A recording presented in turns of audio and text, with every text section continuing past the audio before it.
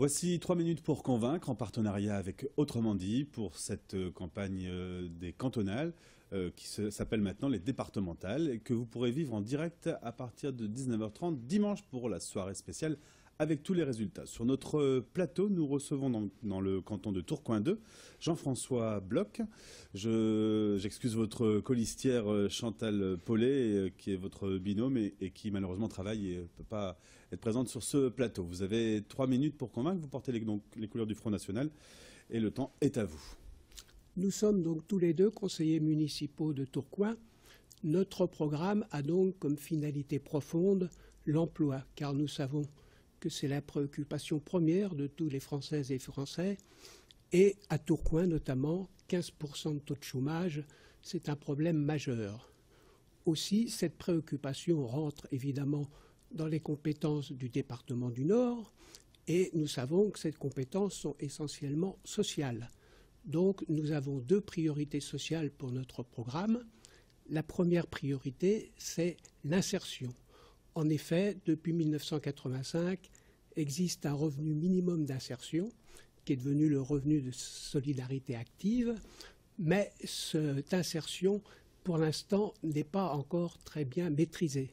Or, il nous semble que dans une perspective de reprise économique, d'ailleurs, l'employabilité des personnes est un problème fondamental, et notamment l'employabilité des titulaires du revenu de solidarité active.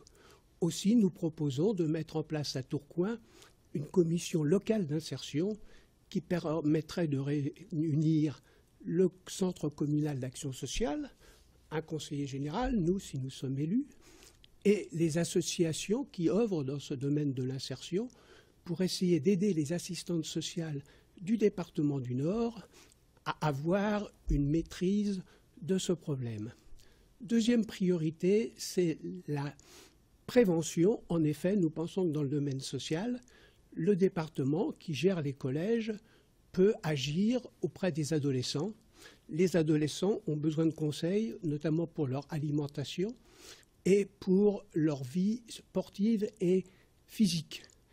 L'alimentation, c'est le domaine de gestion du département et nous pensons qu'on peut, au collège, assurer le prolongement des activités physiques et sportives qui sont mises en place actuellement dans la réforme des rythmes scolaires à l'école primaire.